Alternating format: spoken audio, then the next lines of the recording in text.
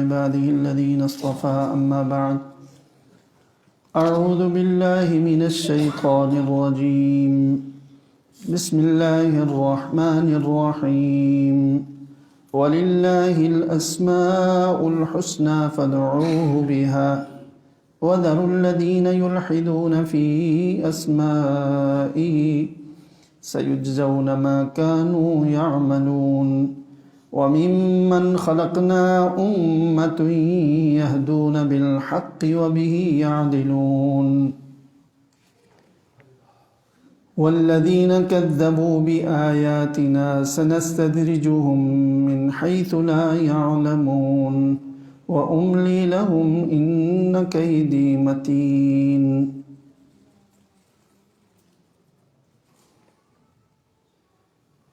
سورہ اعراف کی آیت نمبر 180، 81 اور 82 تین آیتیں ہیں. کل ہم نے آیت کا ایک حصہ وَلِلَّهِ الْأَسْمَاءُ الْحُسْنَى فَادْعُوهُ بِهَا کہ اللہ تعالیٰ نے غفلت کا علاج یہ بتایا تھا کہ اللہ کا ذکر کریں، اللہ کے نام کو، اللہ کے جو اچھے اچھے نام ہیں ان ناموں کے ذریعے اللہ کو پکارو. تو مطلب یہ کہ دعائیں بھی مانگو اور ذکر بھی کرو. یہ چیز غفلت کو ختم کرتی ہے. اس آیت کا دوسرا حصہ ہے وَذَرُوا الَّذِينَ يُلْحِدُونَ فِي أَسْمَائِهِ. ایمان والوں سے فرمایا ان لوگوں کو چھوڑ دو جو اللہ تعالیٰ کے ناموں میں ٹیڑھا راستہ اختیار کرتے ہیں. اللہ کے تعالیٰ کے ناموں میں ٹیڑھا راستہ اختیار کرتے ہیں. جو کچھ وہ کر رہے ہیں عنقریب ان کو اس کا بدلہ دیا جائے گا، یعنی ان کو اس کی سزا ملے گی. اللہ تعالیٰ کے ناموں میں ٹیڑھا راستہ اختیار کرتے ہیں. یلحدون، الحاد کا معنی ہوتا ہے عربی میں درمیان سے ہٹ جانا، درمیان کے راستے سے. اسی لیے جو ہمارے ہاں تو وہ قبر نہیں ہوتی، لیکن جو پکی زمینیں ہیں جیسے حجاز کی جو زمین ہے عرب کی، تو اس میں جو قبر ہوتی ہے وہ لحد ہوتی ہے. لحد، اس کو لحد کہتے ہیں.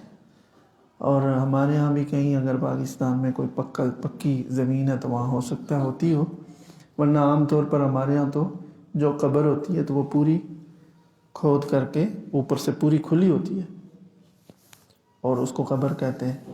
لیکن جو مسنون ہے نا قبر، وہ ہے لحد. لحد یوں ہوتی ہے کہ پہلے زمین میں آپ نیچے گڑھا کھودیں، پھر ایک طرف وہاں سے اندر جیسے سرنگ بنائی جاتی تو اندر کو کھودیں، یوں اس کو کہتے ہیں لحد. تو لحد کو بھی اس لیے کہتے ہیں کہ وہ درمیان سے ایک ہٹی ہوئی کنارے کی طرف ہوتی ہے، اس کو لحد اسی لفظ سے ہے. تو والذین یلحدون، جو اللہ تعالیٰ کے ناموں میں الحاد کرتے ہیں، صحیح راستے سے ہٹتے ہیں، تو ان کو چھوڑ دو، یعنی ان سے دور رہو، ان کے اس طریقے سے بھی دور رہو جو وہ کر رہے ہیں، اور ان کے ساتھ تعلق بھی نہ رکھو، ان سے دور رہو، ان سے کنارہ کش رہو. اللہ تعالیٰ کے ناموں میں وہ الحاد کیسے کرتے تھے، حق راستے سے کیسے ہٹتے تھے، تو اس کے کئی صورتیں تھیں اور اب بھی وہ مطلوب ہیں. سب سے پہلے تو قرآن و سنت میں تمام علماء کا اس پر اجماع ہے کہ اللہ تعالیٰ کے جو نام قرآن اور حدیث میں آئے ہیں، ثابت ہیں، انہی ناموں کے ذریعے اللہ کو پکارنا چاہیے. انہی ناموں کو اللہ کے ناموں کے طور پر ذکر کرنا چاہیے، پکارنا چاہیے. اللہ کا نام بھی وہی لینا چاہیے جو قرآن و سنت سے ثابت ہے. چونکہ اللہ تعالیٰ نے خود یا نبی کریم صلی اللہ علیہ وسلم نے جو اللہ تعالیٰ کا نام بتایا ہے، تو وہ پوری جو اللہ تعالیٰ کی صفات ہیں ان کی رعایت رکھتے ہوئے بتایا کہ خدا تعالیٰ کا یہ نام ہے. جیسے قرآن کریم میں آیا نا، هو اللہ الخالق البارئ المصور لہ الاسماء الحسنى. هو الملك القدوس السلام المؤمن المہیمن العزیز الجبار المتکبر، کہیں القبیر ہے، کہیں الغفار ہے، کہیں القہار ہے، کہیں الرزاق ہے. یہ اللہ تعالیٰ کے نام ہیں. الخالق، الرحمن، الرحیم. یہ جو نام ہیں، پہلی بات کہ جو قرآن سے حدیث سے جو نام ثابت ہیں اللہ تعالیٰ کے لیے وہی نام بولنے چاہیے. اپنی طرف سے کوئی نام نہیں بولنا چاہیے، اللہ کے لیے کوئی نام نہیں رکھنا چاہیے. وہی نام جو قرآن و سنت سے ثابت ہے وہ نام بولنا چاہیے. تو وہ ایسا کرتے تھے کہ اپنی طرف سے بعض نام اللہ تعالیٰ کے ایسے رکھے تھے انہوں نے جو اللہ کی شان کے مناسب نہیں تھے. مطلب ان کے جاہل بدوی دیہاتی کہتے تھے اللہ تعالیٰ کو ابو المکارم. ابو المکارم کا مطلب ہوتا ہے بڑی صفات والا، کرم والا، کرموں والی ذات. ہمارے یہاں بھی لوگ کہتے ہیں بڑے کرموں والی ذات. تو کہیں بھی اللہ تعالیٰ نے اپنا یہ نام ذکر نہیں کیا. اللہ تعالیٰ کرموں والی ذات بے شک ہے، لیکن یہ نام اللہ نے کبھی ذکر نہیں کیا اپنا. کریم تو ہے لیکن ابو المکارم نہیں.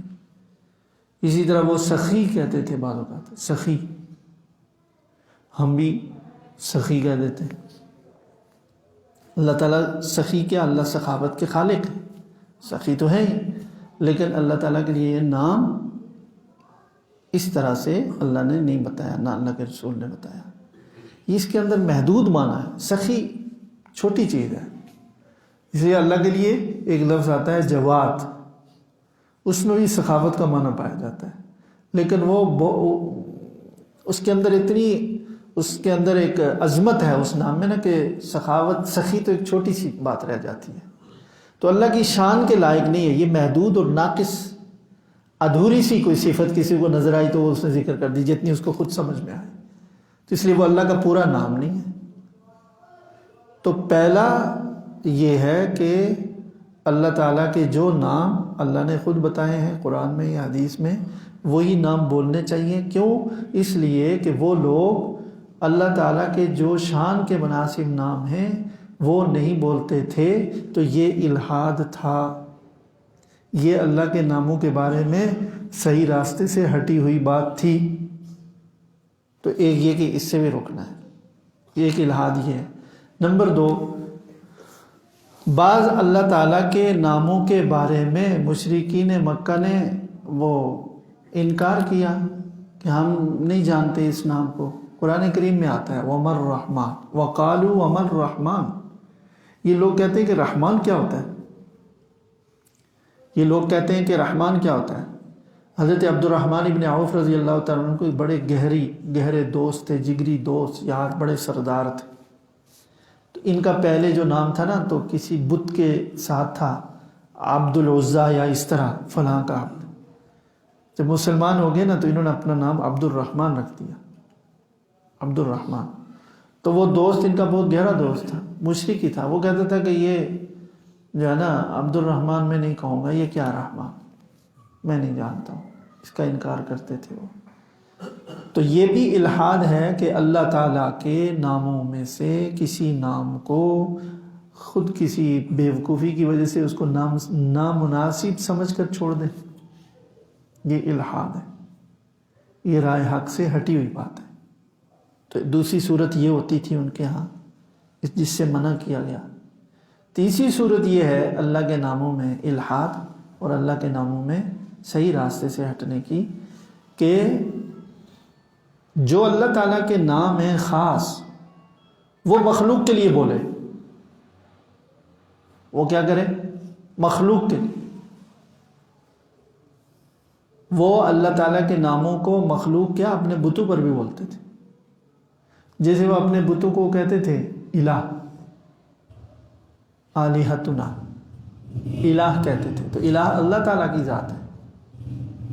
تو اس لیے اب ہمارے یہاں بھی جو ہے نا ایک ناواقفیت کی وجہ سے لوگ اللہ تعالیٰ کا نام بعض اوقات انسانوں پر بھی بولنے لگتے ہیں. جیسے کسی کا نام اگر عبد الرزاق ہے تو اس کو کہتے ہیں رزاق، عبد الرحیم ہے تو اس کو کہتے ہیں رحیم. عبد الرحمن ہے تو اس کو کہتے ہیں رحمان. تو یہ بہت سخت گناہ ہے. لیکن اس میں ایک نرمی بتا دوں آپ کو، ہمارے جو لوگ ہیں نا وہ صحیح تلفظ ہی نہیں کر سکتے. جو عبد الرحمن کو کہتے ہیں نا، جب پشتو کے بڑے دانا ایک حکیم شاعر بھی گزرے ہیں رحمان بابا، تو ان کا نام عبد الرحمن ہے لیکن مشہور ہے رحمان. تو وہ جو اگر ان کو کہتا ہے رحمان تو یہ گناہ کر رہا ہے. لیکن ہمارے لوگ چونکہ ہاں صحیح طریقے سے ادا نہیں تو رحمان کہتے ہیں، رحیم. تو اللہ کا نام رحمان ہا سے نہیں ہے، نہ ہا سے رحیم ہے، وہ رحیم ہے. تو اس لیے کچھ گنجائش تو مل جائے گی کہ وہ کہیں کہ کبیرہ گناہ حرام، اس سے تو بچ جائیں گے، لیکن احتیاط کرنی چاہیے. جس کا نام عبد الرزاق ہے اس کو عبد الرزاق ہی کہنا، عبد کے ساتھ کہنا چاہیے. عبد الرحمن، عبد الرزاق، عبد العزیز. تو جو بھی اس طرح سے عبد الواحد، عبد القدیر، عبد القادر، تو یہ جو اللہ کے نام ہیں جن کے ساتھ عبد لگ جاتا ہے تو وہ عبد کو ہٹا کر تو اللہ کا نام کسی کو بولے قادر، قدیر، عزیز، رحمان، رحیم، یہ سب ناجائز. اللہ کا نام مخلوق کے لیے بولنا جائز نہیں ہے. یہاں تو چلو لوگوں کو کچھ چھوٹ مل سکتی ہے کہ وہ غلط فہمی میں بولتے ہیں، وہ اس نام کا معنی بھی نہیں سمجھتے اور وہ بول دیتے ہیں اور تلفظ بھی ٹھیک نہیں ہے. کوئی گنجائش مل سکتی ہے. لیکن بعض پڑھے لکھے لوگ سوچ سمجھ کر کے ایک لفظ بولتے ہیں جو نہایت ہی خطرناک ہے. وہ کہتے ہیں جی کہ یہ فلاں صاحب اس چیز کے خالق ہیں. یہ کس کی تخلیق ہے؟ الیاذ باللہ. کہتے ہیں ڈاکٹر عبد القدیر خان ایٹم بم کے خالق. تو یہاں سوچ سمجھ کر کے وہ کہہ رہے ہیں، پیدا کرنے کے معنی میں بول رہے ہیں. یہ حرام ہے، کبیرہ گناہ ہے، اور ڈر ہے کہیں شرک ہی نہ ہو جائے، ایمان جانے کا خطرہ. خالق کسی کو نہیں کہہ سکتے.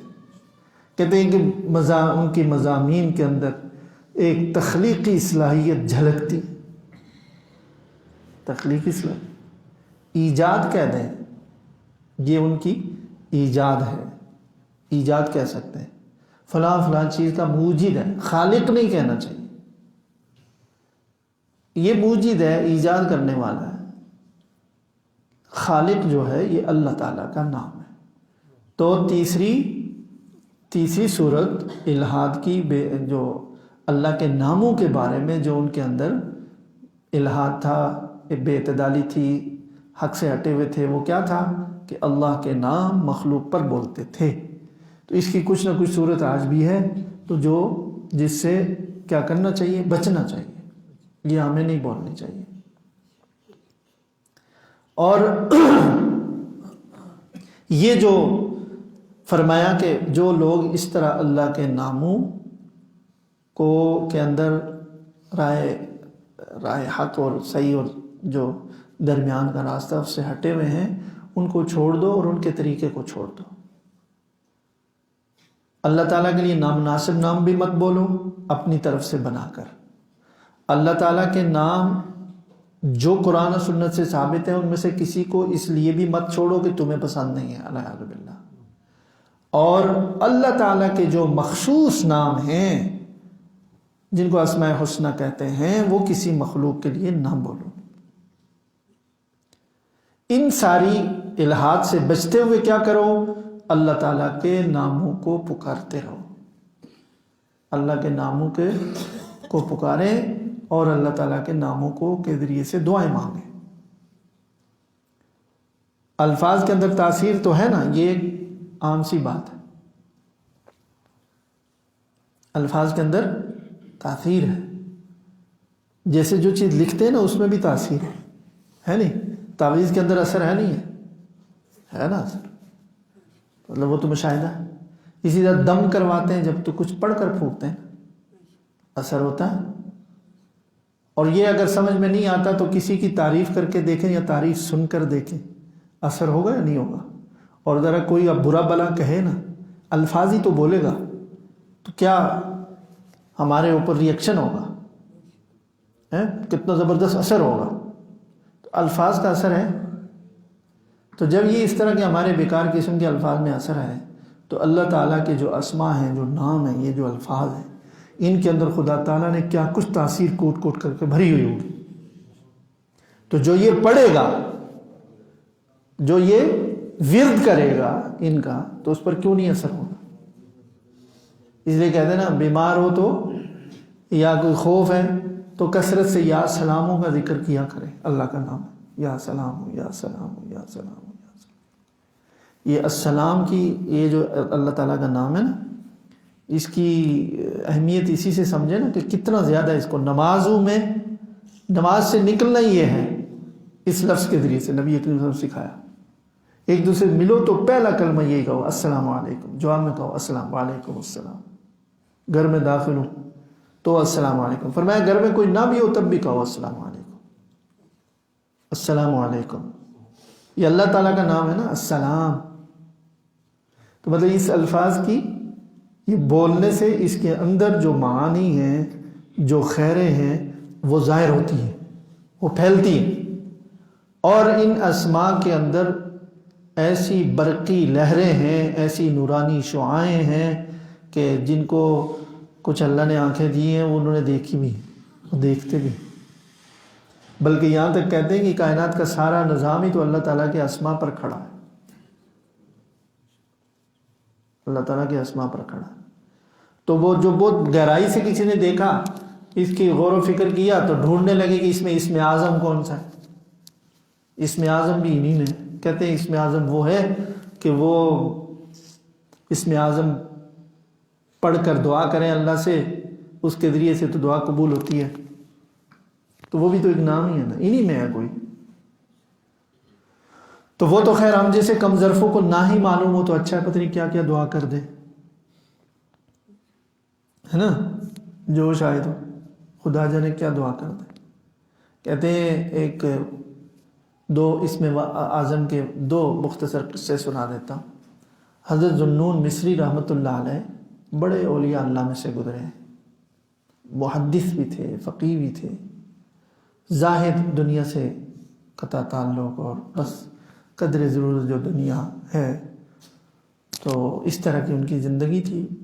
بڑے بڑے علماء، اہل علم ان کی خدمت میں حاضر ہوتے تھے. اس وقت تو جو اہل حکومت تھے وہ بھی حاضر ہوتے تھے اپنی سعادت کے لیے. بڑی مشکل سے کبھی اجازت ملتی تھی. نعم الامیر علی باب الفقیر و بئس الفقیر علی باب الامیر. اسی لیے کہا گیا ہے وہ امیر کتنا ہی اچھا ہے جو کسی فقیر کے دروازے پر حاضر ہو، وہ فقیر بہت برا ہے جو کسی امیر کے دروازے پر جائے.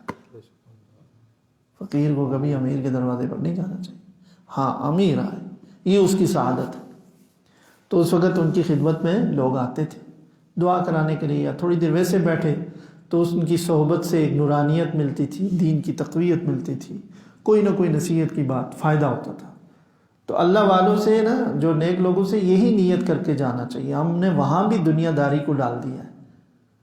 بیماری ہے تو ڈھونڈیں گے کون ہے، وہ دم کرنے والا، کوئی تعویذ دینے والا، کوئی ذکر، دنیا ہی ہے. دکان نہیں چل رہی ہے، فلاں نہیں ہو رہا ہے، فلاں مسئلہ ہے، مقدمہ پھنسا ہوا ہے، معاشی بڑی تنگی ہے، آج کل روزگار بھی بڑی تنگی ہے. کیا مصیبت ہے. کبھی اس لیے بھی جائیں کہ نمازوں میں سستی ہے، اللہ کی محبت نہیں ہے، آخرت کی فکر نہیں ہے، کوئی نورانیت نہیں ہے، ایسی بے مزہ سی زندگی ہے، جانوروں کی طرح میں رہتا ہوں، کوئی ایسا جذبہ. اس نیت سے کسی کے پاس جائیں. جیسے الحمدللہ یہاں ہم قرآن کے ارد گرد اسی لیے بیٹھتے ہیں، کوئی اور مقصد نہیں ہے. تو یہ ہے دین کے لیے جانا علماء کے پاس، اللہ والوں کے پاس. تو آج کل ڈھونڈتے رہتے ہیں کون بزرگ ہے، تو بزرگ اس معنی میں سوچتے ہیں کہ اس کا تعویذ بڑا چلتا ہوگا، اسے دعا کروائیں گے تو مقدمے میں ایک دم فتح ہوگی. سارا دنیا داری ساری، وہ بھی پھر ایسے تعویذ لے کر بیٹھے رہتے ہیں. جیسے روح ویسے فرشتے، جیسے ہم مانگیں گے ویسے ہی ملیں گے. تو ذوالنون مصری رحمۃ اللہ علیہ کے پاس ایک صاحب گئے، ان کو پتہ چلا کہ ان کے پاس اسم اعظم ہے. اسم اعظم ایک حقیقت ہے، وہ جو سلیمان علیہ السلام کے دربار میں، سلیمان علیہ السلام کے قرآن کریم میں ہے. کہ سلیمان علیہ السلام کے دربار میں جب یہ بات آئی تھی نا کہ وہ جو ایک ملکہ تھی بلقیس کہ اس کا تخت لے آئیں، آگے انشاءاللہ کبھی آ جائے گی، ہم پوری تفصیل پڑھ لیں گے. تو وہ جن بھی آپ کے قابو تھے نا بڑے بڑے دیو، تو ان کی ڈیوٹی لگی تو کہنے لگے ہم لے آئیں گے. کتنی دیر لگے گی آپ کی؟ جب تک یہ مجلس ہے، ایک دربار لگتا تھا مجلس، اس کے خاتمے تک گھنٹہ 2 گھنٹے لگتے ہوں گے واللہ عالم. اس وقت تک ہم وہ ملکہ سبا دور ملک تھا، ریاست تھی ایک چھوٹی سی، اس کی وہ ملکہ تھی، عورت، بت پرست تھے، وہ سورج کی پرستش کرتے تھے. تو وہ سلیمان علیہ السلام اللہ کے نبی تھے، اور اللہ کے نبی اپنی طاقت اور موجودگی میں تو کبھی شرک اور بت پرستی برداشت نہیں کرتے. تو انہوں نے دھمکی دی تھی کہ ادھر آ جاؤ ورنہ میں حملہ کرتا ہوں. تو وہ اسی سلسلے میں پھر ان کو بھیجا. تو جنوں سے پوچھا تو انہوں نے کہا کہ ہم جب تک آپ کا دربار ختم ہوتا ہے ہم وہ تخت لے آئیں گے بلقیس کا. چونکہ بلقیس کو بلایا تھا تو وہ سلیمان علیہ السلام دکھانا چاہتے تھے اس کو کہ جس دنیا سے کے بارے میں تم غلط فہمی کا شکار ہو بادشاہ کو، تو وہ اس کی حیثیت میں تمہیں دکھاؤں گا، وہ یہاں لا کر دکھا دوں گا، تمہیں پتہ بھی نہیں چلے گا کہ یہ کیا ہے. وہ تو اللہ کے نبی تھے، ان کے سامنے تو بادشاہ کی کوئی قدر و قیمت نہیں تھی. اس کو تو ایک ذریعے کے طور پر اللہ کے دین کے لیے استعمال کر رہے تھے، اس کو خود مقصود اور کوئی اعزاز نہیں سمجھتے تھے. وہ سلیمان علیہ السلام یہ حکومت، یہ دولت، یہ مناصب، یہ کچھ خود بذات خود مقصود نہیں ہے، نہ کوئی عظمت کی چیز ہے. ہاں یہ ذریعہ اچھے کام کے لیے ذریعہ ہوگا تو بہت اونچی چیز، ورنہ یہ برائی کا ذریعہ تو ان سے بدتر کوئی چیز نہیں. اس سے تو بہتر آدمی بے بس ہو، بے کس ہو، فقیر، زبردستی مسکین ہو گیا، اللہ نے بنا دیا اچھا ہے نا. برائی کے ناخن ہی نہیں ہے، نوچے گا کیا کسی کو، تکلیف کیا پہنچائے گا، اللہ نے بچا لیا تو یہ بہتر ہے. تو بہرحال وہ ان میں جو آصف بن برخیہ جو آپ کے وزیر تھے، اللہ کے نبی کے جو وزیر ہوں گے تو وہ ظاہر آج کی طرح تھوڑی ہوں گے، وہ بھی اولیاء اللہ کے سردار، اللہ کے رسول کے صحابی ہیں. تو انہوں نے کہا کہ ان کو یہ اسم اعظم آتا تھا، اللہ کے نبی کی صحبت سے ہی آتا تھا. کہا مجھے اجازت ہو تو میں آپ کے آنکھ جھپکنے سے پہلے منگوا لیتا ہوں. منگوا لیا، پڑھا تو اللہ، انہوں نے کیا منگوایا، وہ تو اللہ تعالیٰ کی قدرت ہے اور طاقت ہے، پلک جھپکنے برابر سب کچھ ہو سکتا ہے. تو وہ تخت پہنچ گیا. تو اسم اعظم بہرحال ہے.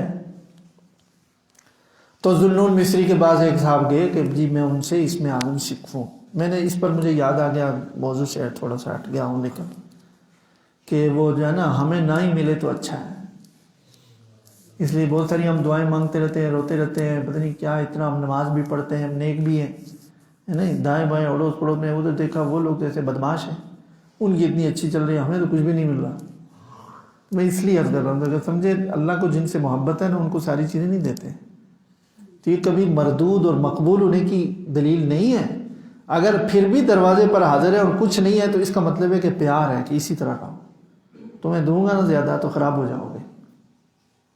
اسی میں وہ خود رکھیں، تو جس میں وہ خود راضی ہیں، جس پر اللہ تعالیٰ خوش ہیں، اس پر بندہ کیوں نہ خوش ہو، بالکل خوش ہو. بھائی وہاں ظلم تو نہیں ہے نا، نہ بے رحمی ہے، نہ بے خبری ہے کہ پتہ ہی نہیں ہے، ذرے ذرے کا پتہ ہے، احساسات اور جذبات کا پتہ ہے. احساسات اور جذبات کے وہ خالق ہیں، ان کو نہیں پتہ میرے بندے کے دل پر کیا گزر رہی ہے. تو خوش ہو دل سے کہ جس حال میں میرے اللہ نے مجھے رکھا ہے بس وہ دیکھ رہے ہیں نا، بس کافی ہے. تو اس لیے ہمیں نہ ہی ملے. لیکن بہرحال وہ کوئی بڑے اس وقت کے بڑے صاحب علم آدمی تھے، لیکن وہاں جا کر پہنچے تو پھٹی پرانی، یہ بغداد سے مصر گئے، بہت دور دراز علاقہ، تو ایسی پھٹی پرانی حالت ہے. تو وہاں تو بہت سارے لوگ خدام آ رہے ہیں جا رہے ہیں، یہ بھی بیٹھ گئے. حضرت نے بھی بس ٹھیک ہے، جیسے لوگ آیا ہوگا کوئی ملنے والا. ہوا یہ کہ کوئی ان کے ساتھ مناظرہ کرنے کے لیے آ گیا کسی بات پر. اللہ ہدایت دے، ہر زمانے میں ایسے ہوتے ہیں. ایسے اللہ والوں سے کیا مناظرہ کرنا ہے. مناظرہ کرنے لگا تو وہ مناظرہ وغیرہ تو زیادہ جانتے نہیں ہیں، تو کوئی فلسفیانہ قسم کی اس نے گفتگو شروع کر دی. یہ صاحب جو بیٹھے ہوئے تھے بڑے فلسفی تھے، تو اس نے فوراً کہا حضرت اجازت ہو تو میں جواب دوں. فرمایا آ جاؤ بیٹھو، ان باتوں سے مجھے کوئی مناسبت نہیں، تم جواب دو. انہوں نے جو جواب دینے شروع کیے تو اس کو بند کر دیا، اس کو لینے کے دینے پڑ گئے. تو حضرت بڑے خوش ہوئے. دیکھیں ان کی ان کو ایک تکلیف سے بچایا، خواہ خواہ کی مغز ماری سے اور ایک آدمی سے. تو ظاہر ہے وہ انسان تھے، تو جس سے بھی آپ کیا کریں گے، احسان کریں گے، اس کی مدد کریں گے، اس کی خدمت کریں گے، تو اس کے دل میں نہیں آپ کا خیال پیدا ہوا. کیوں نہیں پتا؟ پھر وہ انسان ہی نہیں ہے. اللہ کے پیغمبر بھی اس سے متاثر ہوتے ہیں، اچھائی برائی سے ہر ایک متاثر ہوتا ہے. تو لہذا ان کو بڑی توجہ ہو گئی ان پر کہ تو بڑا کام کا آدمی نکلا جی. تو اب ان کو بھی پتہ چل گیا کہ حضرت کی نظر مجھ پر ہوگی، تو خوب خدمت کرتے رہے. کوئی سال گزر گئی تاکہ اچھی طرح دل میں ایسی خدمت کروں کہ بس یہ ایسے ان کے دل میں میرا مقام اور مرتبہ بن جائے کہ جب میں درخواست کروں تو رد نہ کر سکے. اللہ بچا، اللہ ہمیں ایسا نہ کرے. خدمت کرنی ہے تو اخلاص سے کرنی چاہیے، جس کی بھی کرے. یہ دل میں کیا چھپایا ہوا تھا. اللہ تعالیٰ ایسے چلاک لوگوں سے بچائے. تو اب وہ دل میں خدمت کر رہے ہیں وہ تو، لیکن جو سال ہوا تو اس کے بعد کہنے لگے حضرت میں بغداد سے آیا ہوں، بہت دور دراز، واپس بھی جانا ہے.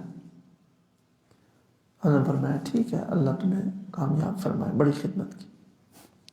اس نے سوچا کہ حضرت پوچھیں گے کہ بھائی تم نے بڑی خدمت کی تو کیا تمہیں انعام دیں. تو انہوں نے تو نہیں پوچھا.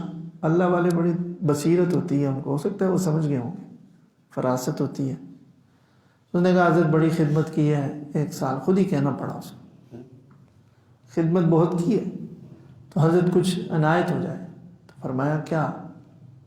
کہا حضرت مجھے اس میں اعظم تعلیم کر دیجیے، تلقین کر دیجیے.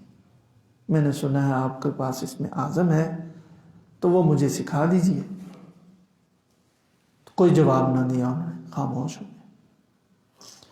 پھر وہ کہ میں 1-2 دن میں جاؤں گا، تیاری کر رہے.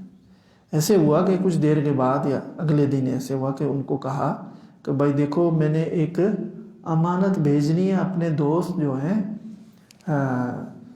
آگے دوسرا شہر سکندریہ یا اس طرح کا نام تھا، کہا کہ وہاں یہ میرے دوست ہیں فلان نام کے، وہ بھی ایسے ہی فقیر تھے، تو ان کو دے کر کے آ جاؤ. تو وہ ایک برتن تھا جس کو کہتے ہیں نا سرپوش، ڈھکن رکھا ہوتا ہے، تو وہ کپڑے سے لپیٹا ہوا تھا. تو وہ کہا کہ بس یہ لے جاؤ، ایک برتن اس پر ڈھکن اور کپڑا رکھا ہوا ہے، کہ یہ بس ان کو دے کر کے آ جاؤ. یہ لے کر چلے. راستے میں نہر تھی، نہر کے پل سے گزرتے ہوئے خیال ہوا کہ یہ تو کوئی وزنی چیز تو لگتی نہیں رہی، یہ کیا ہے؟ دیکھو تو صحیح دوست کے لیے کیا بھیج رہے ہیں. کوئی سیل مور تو ہے نہیں کہ ٹوٹے گی. ڈھکنا، انہوں نے جو ڈھکنا ہٹایا نا تو ایک نیچے سے ایک چیز اچھلی اور دھام سے وہ نیچے جا کر نہر میں دیکھا تو وہ چوہا ہے. اس کے اندر وہ برتن میں چوہا. یہ اسے بند کیا، غصہ آیا، اتنے بڑے بزرگ سمجھ رہا ہوں میرے ساتھ نہ کر ہیں، ولی سمجھ کر کے آیا وہاں سے، میرے ساتھ تماشا کر رہے ہیں، یہ کیا ہے؟ جب یہ واپس آیا دور سے ہی دیکھ کر پہچان لیا. فرمایا کہ ہاں بھائی، ابھی اس نے غصے کا اظہار نہیں کیا. فرمایا اس میں اعظم مانگتے ہو، تم ایک چوہے کی حفاظت نہیں کر سکتے، کم ظرف. تمہیں میں اس میں اعظم بتاؤں تو تم دنیا تباہ کر دو گے، جاؤ بھاگو یہاں سے. یہی تو میں نے آزمانے کے لیے تھا، کتنے ایک صبر ہے تمہارے اندر، کتنی ایک برداشت ہے. تو ٹٹول کر دیکھنا شروع ہو گیا. اسی طرح کوئی ایک اور بزرگ تھے، ان کے ساتھ کوئی لگا ہوا تھا کافی عرصے سے، وہ کہتا تھا مجھے ابن اعظم سکھائے. تو ایسے فقیر منج سے آدمی تھے. تو وہ کہتے ہیں چلتے چلتے راستے میں وہ پولیس والوں نے روک دیا اور وہاں کوئی جھگڑا ہو گیا. پرانے زمانے کی بات ہے، کوتوال کہتے تھے. کوتوال نے کسی کو روک دیا، وہ گھوڑا گاڑی والے کو اور اس کو مار رہا ہے، ظلم کر رہا ہے. یہ جو خادم ان کے ساتھ ہے یہ تماشا دیکھ رہے ہیں، بہت ظلم کیا اس نے. یہ بالکل خاموش رہے. ادھر گزر گئے تو ساتھ گزر گئے تو یہ کہنے لگا جو خادم تھا ساتھ نا کہ حضرت آپ بھی عجیب ہیں، مجھے اس میں اعظم یاد آتا، مجھے ہوتا نا ابھی اس کوتوال کی گردن توڑ دیتا. فرمایا اسی لیے تو میں تمہیں نہیں بتا رہا ہوں، اسی لیے تمہیں نہیں بتا رہا ہوں کہ جگہ جگہ تمہیں غصہ آئے گا، دنیا کو مارتے پھرو گے، پتہ نہیں کیا دعا کر لیں. یہی ہماری دعاؤں کا حال ہے. 1 مہینے تک وہ مانگتے رہے، مانگتے مہینے کے بعد پتہ چلے گا چھوڑو، اس ضرورت ہی نہیں ہے اس کی. تو وہ مہینے تک تو ایسی دعا مانگی کہ ہم سوچتے کہ اللہ قبول کیوں نہیں کر رہے.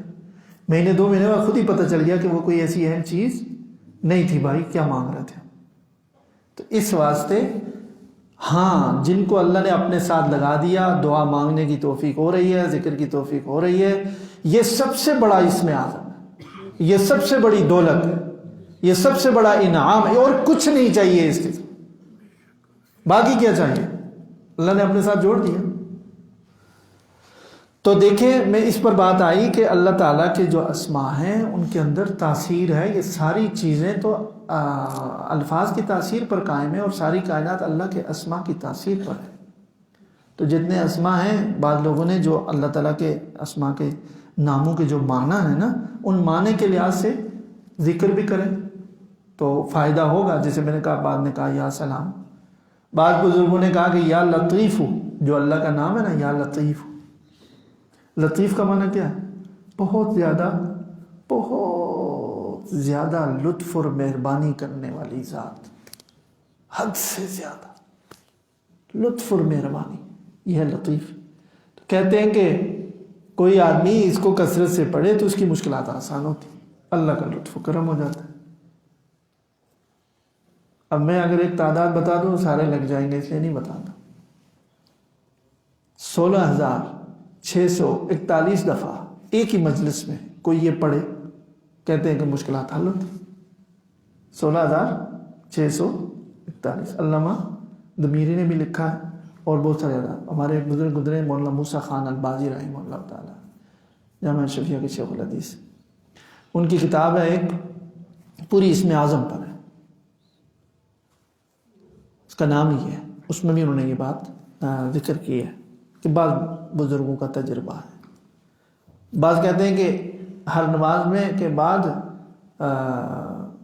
ہر فرض نماز کے بعد کیا نام ہے 29 دفعہ یا 129 دفعہ یہ اسم باری پڑھ لیں اور کوئی عادت بنا لیں تو انشاءاللہ تعالی مشکلات دور ہوتی ہیں. لیکن مشکلات دونوں قسم کی سوچ کر کرنا چاہیے، دنیاوی اور دینی بھی. یا دین پر عمل کرنے میں، ترقی ہونے میں، اللہ سے محبت میں، فکر آخرت میں جو مشکلات ہیں، نہیں ترقی ہو رہی، یہ مشکل بھی ضرور. گناہوں میں ملوث ہو جاتا ہوں، پھنس جاتا ہوں، یہ مشکل. شیطان نفس کے ساتھ مقابلے کی قوت اور طاقت، ایسا نور اللہ دل میں پیدا کر دے کہ میں مقابلہ کر سکوں، ڈھیر نہ ہو جاؤں. یہ مشکلات بھی سوچو. پھر دنیا کی تو ٹھیک ہے، خالصتاً اللہ کے نام کو کسی دنیا کی چیز کے لیے استعمال کرنا، جی اللہ بھی دیکھ رہے ہیں کہ اللہ کے بندے میرا نام کس لیے پڑھ رہے ہیں، وہ تو میں تمہیں ویسے بھی دے دوں گا. لیکن بہرحال ہم ضعیف ہیں، کمزور ہیں، مانگنا منع نہیں ہے، اللہ سے ہی مانگ رہے ہیں. دنیا کی چھوٹی سے چھوٹی چیز بھی مانگ سکتے ہیں. تو دونوں چیزیں سامنے رکھ کر اگر کبھی کوئی ذکر کرتا ہے تو انشاءاللہ کوئی حرج نہیں، بلکہ اچھی بات. اسی طرح بہت سارے اسماء ہیں جو 99 ہیں، سب عجیب عجیب معانی پر ہیں. تو ان کو کیا کریں؟ پڑھیں. پورے نام اکٹھے پڑھ کر دعا مانگیں، یا کوئی ایک اسم کا ورد کریں، 2 اسم کا ورد کریں. تو یہ سب اللہ کے نام ہیں. کوئی اور چیز پڑھنے کے بجائے یہ کریں. جیسے کہتے ہیں کہ طلبہ امتحان کی تیاری کر رہے ہیں یا امتحان کے لیے جا رہے ہیں تو کیا کریں؟ فرمایا یا علیم یا علیم کثرت سے پڑھتے ہیں. ان دنوں میں پڑھتے ہی رہو. علیم بھی اللہ تعالیٰ کا نام ہے، علیم. اور کوئی مشکل ہے، آپ مقدمے کے لیے جا رہے ہیں تو اس کے مناسب جو اللہ کا نام ہے کسی صاحب طالب علم سے پوچھ لیا جائے، وہ بتا دیں گے، اس کا ورد کریں، اللہ مدد کریں گے. یا حافظ یا ناصر، یا حافظ یا ناصر، پڑھتے رہیں ورد کرتے رہیں، اور انشاءاللہ تعالیٰ اس کے اثرات مرتب ہوں گے، اللہ کی مدد و نصرت شامل حال ہوگی. تو یہ ہے جی کہ اللہ تعالیٰ کے ناموں میں ٹیڑھا راستہ جنہوں نے اختیار کیا ہے ان کو چھوڑ دیں، اور وہ جو ٹیڑھا پن اور الحاد ہے وہ بھی نہ کریں. اور وہ جو ایسا کر رہے ہیں وہ اپنے برا جو کر رہے ہیں اس کی سزا وہ پائیں گے. اللہ تعالیٰ آج بھی اگلی آیت نہیں ہو سکی، بس اتنا ہی کافی ہے. اللہ تعالیٰ ہمیں توفیق عطا فرمائے دعائیں کرنے کی اور اللہ کے ناموں کے ذکر کرنے کی، اور ہر طرح کی الحاد اور بے دینی سے ہم سب کی حفاظت فرمائے. مولوی صاحب ہمارے طرف ایک مولوی صاحب نے بولا اللہ کو خدا مت